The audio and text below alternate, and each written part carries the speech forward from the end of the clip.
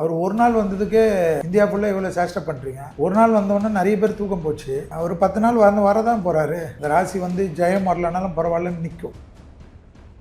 அவருடைய இது வந்து டிஸ்டி படம்ன்றது ஜோதிடத்தில் சொல்லுவோம். துர்மரண சாஸ்திரம்ன்றது உண்டு. ஜெயலலிதா அம்மையாருக்கு ஏற்கனவே மகாமக குளத்தில் அப்படி தான் ஆச்சு. அதுவும் நடந்தது இல்லை.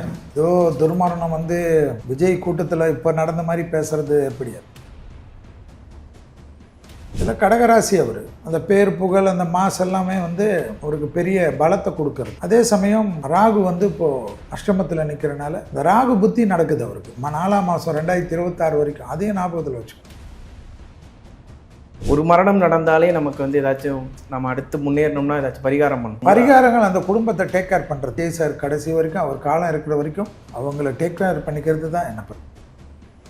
ஸோ இந்த துர்மரணம் வந்து இதோட நம்ம அப்படியே கண்டுக்காமல் தெரியாயிடும் அப்படிலாம் கிடையாது. நீ இந்த க்ரௌட் மேனேஜ்மெண்ட் சரியாக பண்ணலன்னா ஆக்சிடென்ட்ஸு துர்மரணம். அவர் கால் வச்சாவே வெடிக்குது. நீங்களே கண்ணி வெடி. ஏன் வரலன்னீங்க, ஏன் தெருவில் நின்னேன்றீங்க, ஏன் ஓடிட்டேன்றீங்க. எது பண்ணாலும் ஒரு மனுஷனை தப்புன்னா அப்போ எப்படி தான் அந்த மனுஷன் பண்ணுறோம்? உங்களுக்கு என்ன ப்ராப்ளம் இப்போ? அதனால் இந்த 2026 அவருக்கு எப்படி இருக்கும்? ஏன்னா இந்த சரிவுனால நான் அவங்கள்ட்ட கேட்குறேன் சார். அவர் பர்ஃபெக்டாக இருப்பார். இப்போ ராகு புத்தி முடிஞ்சு குரு புத்தி தான் வரும். அடுத்தது வரும். குரு புத்தி முடிஞ்சால் சனி புத்தி வரும். சனி புத்தி முடிஞ்சு புதன் புத்தி முடிஞ்சு கேது புத்தி முடிஞ்ச வரைக்கும் சுக்கிரதசை இருக்கு. ஃபெமிலியர் இருக்கிற மாதிரி அந்த வளர்ச்சியை தக்கணும்னா இதெல்லாம் அவர் தனியாக அவருடைய இன்ட்ரெஸ்ட்டில் இருக்கும். விஜயகாந்த் சார் இருந்தார்ல, டக்குன்னு இறங்குறது. விஜய் சார் இறங்கியிருந்தாவே அந்த கூட்டம் நின்று இருக்கும்.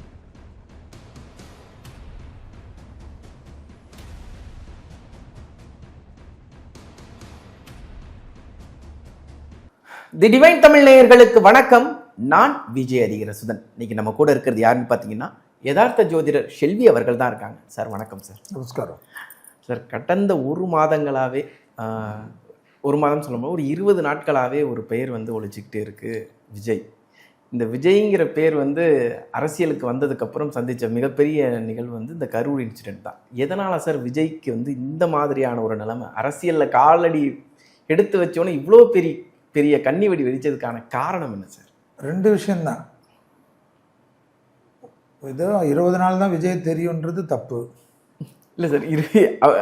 அதிகமாக அரசியலுக்கு வந்து 25 வருஷமாக தமிழ்நாட்டில் சினிமாவில் நம்பர் 1 இருக்கக்கூடியவர். ஆமாம் சார்.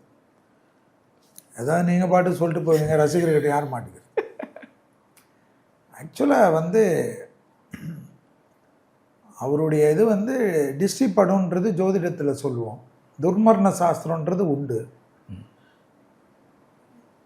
ஜெயலலிதா அம்மையாருக்கு ஏற்கனவே மகாமக குளத்தில் அப்படி தான் ஆச்சு. அதுவும் நடந்ததில்லை. ஆமாம் சார்.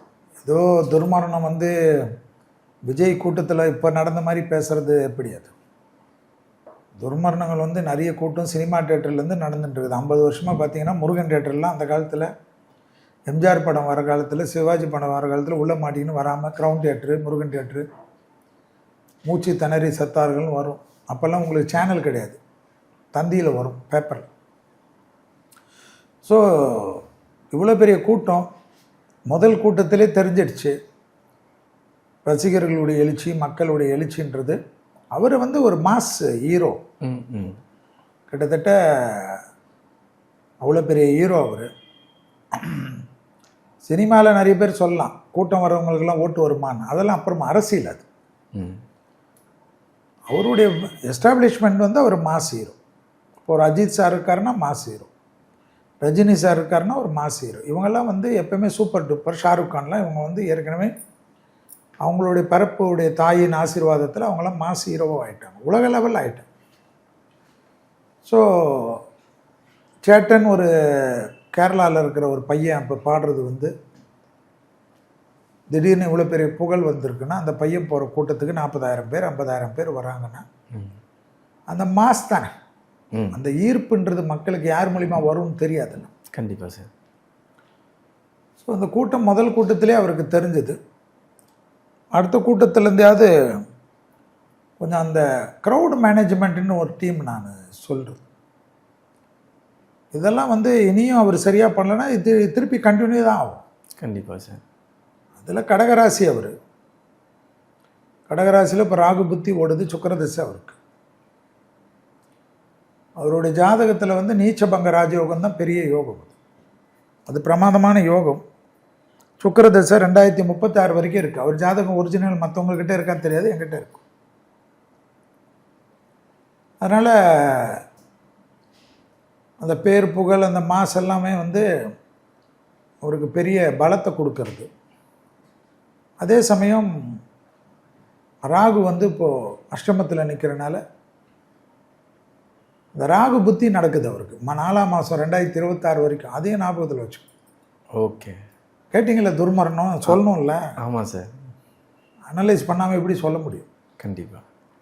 ஸோ இந்த துர்மரணம் வந்து இதோடு நம்ம அப்படியே கண்டுக்காமல் சரியாயிடும் அப்படிலாம் கிடையாது.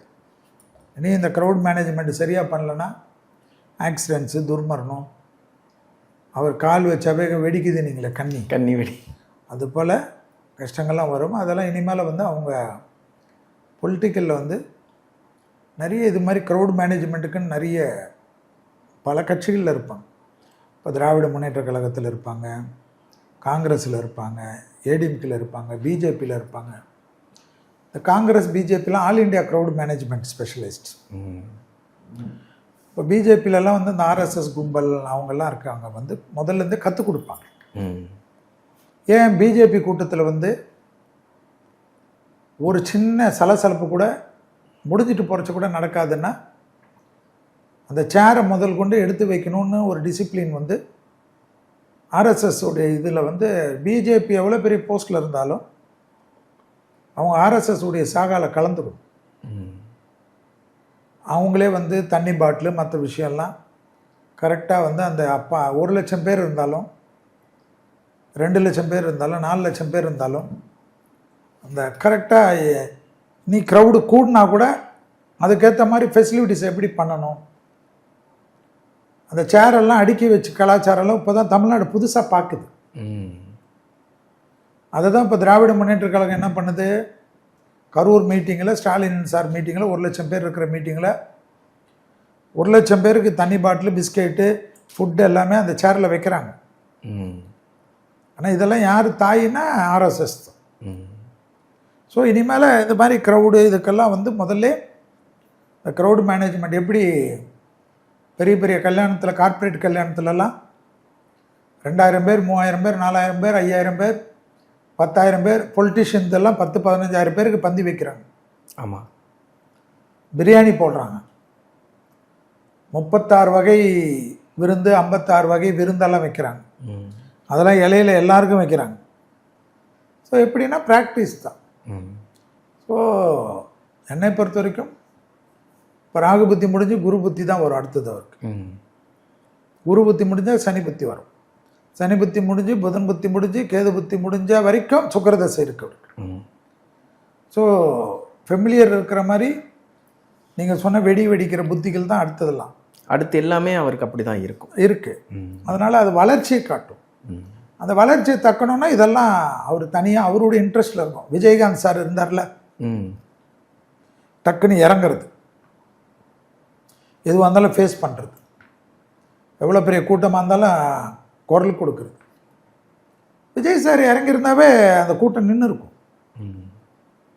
ஒரு லீடருங்க அவர், ஒரு லீடர், தலைவர். எவ்வளோ பெரிய கூட்டம் அவருக்கு வருதுன்னா அவரை நம்பி தானே வராங்க. ஆமாம், அவரை நம்பி தானே வராங்க. புசி ஆனந்த் நம்பியாக வராங்க? கண்டிப்பாக. அப்புறம் கூட இருக்கவங்க யாரையா நம்பி வராங்க? இல்லை, இவர் தானே அந்த இதோட பிராண்ட். ஃபேஸ் யார்? ஃபேஸ் வேல்யூ அவருக்கு தான் இருக்குது. ஃபேஸ் தானே முக்கியம். கண்டிப்பாக. இப்போ செல்வின்னு என்கிட்ட பேட்டி எடுக்கிறீங்கன்னா நான் வந்து செல்வி இருக்கிறனால தானே என்கிட்ட பேட்டி எடுக்கிறேன். கண்டிப்பாக. எனக்குன்னு எவ்வளோ அசிஸ்டன்ஸ் இருக்காங்க, அவங்ககிட்ட எடுக்க முடியுமா நீங்கள்? இல்லைங்க. அது பார்த்தா அவர் மாஸ் லீடர், அவர் தலைவர். கூட இருந்தவங்க அன்றைக்கி அவருக்கே சில இதெல்லாம் சொல்லியிருந்தாங்கன்னா இந்த கெட்ட பேர் கூட கிடச்சிருக்காது அவருக்கு. ஓகே. இல்லை நான் நிற்பேன், நான் ஹாஸ்பிட்டலுக்கு போய் தான் தீர்வேன், அது ஆகும் இது ஆகும்னா அதெல்லாம் நீங்கள் தான் பார்த்துக்கணும். போலீஸ் ப்ரொடெக்ஷன் கொடுக்க முடியாதுன்னு எதுவும் சட்டம் இல்லையே. கண்டிப்பாக. விஜய் சாரை நினச்சி அதை வந்து இன்னும் வந்து இல்லை இப்படி ஆயிருக்கும் அப்படி ஆயிருக்கும் அப்படி கிடையாது. அந்த க்ரௌடு மொத்தமும் வந்தது விஜய் சாருக்காக. ஆமாம், விஜய் சாருக்காக தான் குழந்தை வந்தது. எல்லாருமே அவருக்கு. அந்த குழந்தையும் வந்து வேற தமிழ்நாட்டில் லீடர்ஸ் வராங்கன்னா வராது. புரியுதுங்களா? ஒருத்தர் 2 பேரை தவிர. ஆமாம் ஆமாம். பட் மொத்தமே வந்தது தாய்மார்கள் இவ்வளோ பேர் வந்திருக்காங்கன்னா. ஸோ இனி அந்த க்ரௌட் மேனேஜ்மெண்ட் பண்ணும். ஏன்னா அந்த அர்த்தத்தை புத்திகளுக்கு அப்படி இருக்குது. சரி. அவர் பெரிய பதவியில் வந்தாலும் ம். இந்த மாஸ் கவர் மேரேஜ் எல்லாம் ரொம்ப பார்த்துக்கணும். ஆனால் ஒரு வாட்டி பட்டுட்டாங்க, இனி வந்து என்னை பொறுத்த வரைக்கும் அது சரியாக கொண்டு செல்வார்கள். இந்த ராகு வந்து அவருக்கு அஷ்டமத்தில் இருக்கிறதையும் ஞாபகத்தில் வச்சுருக்கணும். அது அவர் ஜோசியம் நம்புறாரா நம்புறாரு தெரில. பட் எனக்கு நல்ல நண்பர். ஸோ அவர் வந்து கொஞ்சம் இன்டெலிஜென்ஸ் பை பர்த் ஜாதகமே. ஸோ அந்த லக்னம் எனக்கு தெரியும், ராசி தெரியும், நட்சத்திரம் தெரியும், தசாபுத்திகள் தெரியும், புத்திகள் தெரியும். ஸோ அவர் இனி வந்து அடுத்தடுத்த ஸ்டெப்புக்கு போகிறதுக்கு முன்னாடி கொஞ்சம் எல்லாத்தையும் ஸ்டடி பண்ணுவார். இனி எல்லா கூட்டத்துலேயும் அவருக்கு கூட்டம் வர்றது குறையாது, ஏறிட்டு தான் இருக்கு. ஓகே. இப்போ இந்த சரிவுங்கிறது அவர் ஏதாச்சும் ஒரு விஷயம், ஏன்னா ஒரு ஒரு ஒரு மரணம் நடந்தாலே நமக்கு வந்து ஏதாச்சும் நம்ம அடுத்து முன்னேறணும்னா ஏதாச்சும் பரிகாரம் பண்ணணும். இவ்வளோ பெரிய மரணங்கள் ஒரு அரசியல் தலைவருக்கு அப்படி இருக்கும். பரிகாரங்கள் அந்த குடும்பத்தை டேக் கேர் பண்ணுறது தான். என்னை பொறுத்த வரைக்கும் அந்த குடும்பத்தில் இருக்கவங்களுக்கு எல்லாருக்கும் விஜய் சார் கடைசி வரைக்கும் அவர் காலம் இருக்கிற வரைக்கும் அவங்கள டேக் கேர் பண்ணிக்கிறது தான் என்னை பொறுத்த வரைக்கும். அதில் நார்மலாகவே அவர் நிறைய ரசிகர் மன்றத்தை வச்சு நிறைய பண்ணியிருக்கார். நீங்கள் இங்கே பார்த்துருக்கீங்களே தெரியாது, நான் பாண்டிச்சேரி பக்கம்லாம் நிறைய பார்த்துருக்கேன். ஓகே. அவருடைய ரசிகர் மன்ற தலைவர்கள்லாம் நிறைய பேர் எனக்கு தெரியும். அவங்களாம் வந்து ரொம்ப டெடிக்கேட்டாக இருப்பாங்க. மற்ற ரசிகர் மன்றத்தை தெரில எனக்கு. நான் ரஜினி ரசிகர் மன்றத்தோட நல்ல தொடர்பு எனக்கு சின்ன வயசுலேருந்து இருந்திருக்கேன். அதில் இருக்கிற லீடர்ஸ்லேருந்து எனக்கு எல்லோரும் பழக்கம். விஜய் சார் தான் எனக்கு தெரியும். அவங்கெல்லாம் வந்து அதே போல் வந்து திராவிட முன்னேற்ற கழகத்தில் நிறைய பேரோட பழகுவேன். அவங்களதுலேயும் ஏதாவது இது போல் இருந்தால் கடைசி வரைக்கும் அவங்களாம் பார்த்துக்கிறத நான் பார்த்துருக்கேன். இன்றைக்கி வரைக்கும் மிசா கணேசனுடைய குடும்பத்தில் வந்து யாராவது இருந்தாலும் ஸ்டாலின் சார் கூட இருந்து பார்த்துக்கிறார்ல, அவரோட இருக்கிறச்சே இறந்தவர் தானே, அதை நீங்கள் ஞாபகத்தில் வச்சுக்கோங்க. Okay sir. இப்போ விஜயோட அவர்களோட இந்த அரசியல் பயணம் எந்த அளவுக்கு ஒரு வெற்றிகரமான ஒன்று இருக்குது? ஏன்னா மிகப்பெரிய ஒரு சரிவாகவே இது பார்க்கப்படுது. இப்போ வரைக்குமே அவர் வந்து வீடியோ காலில் தான் வந்து பேசுகிறார். அப்படிங்கும்போது ஒரு ஜாதக ரீதியாகவும் அவரோட வெற்றி பிரகாசம் எப்படி இருக்கும் சார்? ஏங்க இன்றைக்கி வீடியோ கால் வந்து உலகத்தில் எல்லா இடத்துலையும் அக்செப்ட் ஆகிடுச்சுங்க. கொரோனாக்கு அப்புறம் ஜூம் மீட்டிங்கில் தானே எல்லா ஆஃபீஸும் நடக்குது. கண்டிப்பாக ஒர்க் ஃப்ரம் ஹோம் பண்ணுறீங்க. அவ்வளோ பெரிய நிறுவனம் கட்டி வச்சுட்டு லட்சக்கணக்கான 15,000 பேர் 20,000 பேர் இருக்கக்கூடிய பில்டிங்கில் வாட்ச்மேன் தான் இருக்கிறான். கேட்டால் எல்லாருமே ஒர்க் ஃப்ரம் ஹோமில் இருக்கீங்க. ஏன்னா அதெல்லாம் வந்து செலவுகளை குறைக்கிறதுக்கு தானே. அவ்வளோ பெரிய ஏசி, கரண்ட்டு, இன்ஃப்ராஸ்ட்ரக்சர்ஸு, அமெனிட்டிஸ் இதெல்லாம் குறையுது இல்லை இப்போது. கண்டிப்பாக சார். ஸோ ஜூம் மீட்டிங்கை போய் அவ்வளோ கேவலமாக சொல்கிறீங்க. இன்றைக்கி 10 லட்சம் பேர் இருந்தாலும் அந்த வீடியோ காலில் பேசுகிறது உலகம் முழுவதும் போகுதில்ல. இப்போ உங்கள் டிபேட் இருக்குது, உங்கள் டிபேட்டில் நம்ம பேசுகிறது எத்தனை லட்சம் மக்கள் பார்க்குறான். கண்டிப்பாக. அவங்கவுங்க வீட்டில் போய்ட்டு ஒவ்வொருத்தங்கிட்ட பேசிகிட்டு இருக்க முடியுமா? இதெல்லாம் அட்வான்ஸ் வளர்ச்சி வரங்க. சரி, இதெல்லாம் அப்படி தான் பேசுவோம். இன்னைக்கு கூட்டம்லாம் அப்படி தான். ஓகே.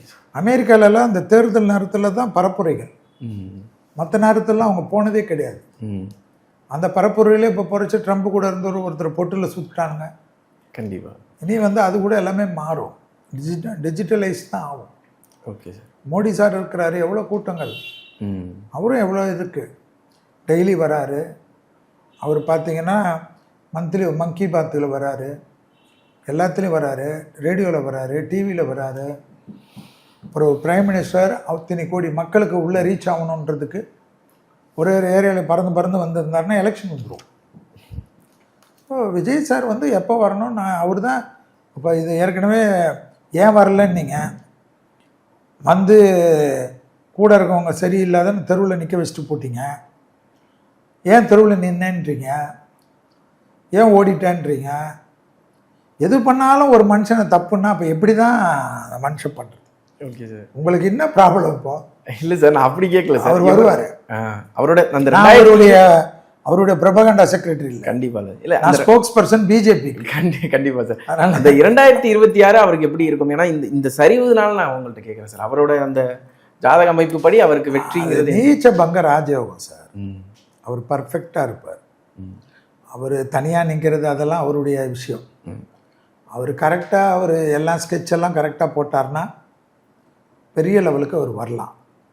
அலையன்ஸ் விஷயத்துலலாம் கொஞ்சம் கூட இருக்கவங்க மற்றவங்க விஷயம்லாம் இல்லாமல் பொலிட்டிக்கல் அனலிஸ்டஸோடு கலந்து யார் அவருக்கு எதிரி, அரசியலில் வந்து பிஜேபி வந்து எதிரியா, திராவிட முன்னேற்ற கழகமே பிஜேபியோட ஆட்சியில் இருந்திருக்கு, இதெல்லாம் சரித்திரம்.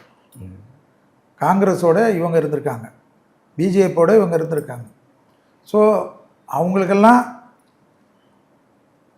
அந்த காலத்துக்கு அதுதான் கரெக்டுன்னா, விஜய்க்கு இந்த காலத்துக்கு எது கரெக்டோ அதை அவர் சரியாக பண்ணணும். பண்ணார்னா, ஏன்னா ராகு புத்தி இருக்குது, டயலமா பண்ணோம். ராகு புத்தி வந்து கொஞ்சம் மனத்தை உழப்போம். அடுத்தது எலெக்ஷன் நேரத்தில் அவருக்கு குரு புத்தி வருது. குரு புத்தி அவ்வளோ திருப்திகரமான புத்தி கிடையாது, அது கெடுக்க பார்க்கும், கூட இருக்கவங்கள வச்சு ஏதாவது நோண்ட பார்க்கும். ஸோ அவர் ஸ்டடியாக பண்ணி, இல்லை அவர் தலைமையிலேயே ஒரு அலையன்ஸ் ரெடி பண்ணுறாரா, அது எதுவாக இருந்தாலும் அவர் பண்ணணும்.